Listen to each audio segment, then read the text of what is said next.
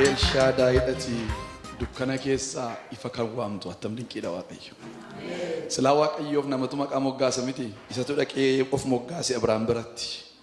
Abrahaam jedheen Waaqayyo maqaan koo Elshadaay dha.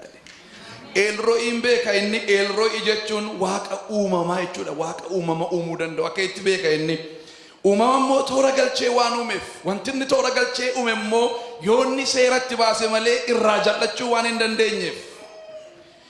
Seerri uumamaa immoo namni yerootti mucaa da'uu qabu waan qabuuf Waaqayyo isa seeraan waan uumeef yerootti mucaa godhachuu hin dandeenye bira ga'ani inni Elroitti beeka maala Noel Shaadaayidha maqaa gosa tokkoon beektu jedhe Waaqayyo.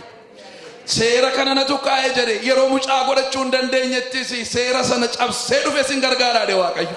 Dukkana keessaan ifa waamuu danda'a. Hallelujah! Dukkana keessaan ifa waamuu. Har'a namoonni hin danda'amu kun jettanii waa cuftanii keessan yoo jiraattan Elshadaayidhaan jedha Waaqayyo. Maariyaami ergamaa Waaqayyoo nagaa sana dhageesseetu ilma deessaa jettee jedhee maqaa isaa gadi fageenyaan gaafannetti attamitti ta'uu danda'a kun anoo durba jette. Durbin deessu qaba. Da'uudhaaf dhiirriif dubartiin wal bira ga'utu irra jiraata Waaqayyootu seeraan kaa'e. Jennana keede wanti namaaf hin danda'amne hundumtu jedhe Waaqayyo. Ergamaan Waaqayyo Waaqayyoof danda'ama. Waan hin danda'amu jettan yoo qabaattan hin jaallata gaashe anatu danda'a Waaqayyo. Hallelujah.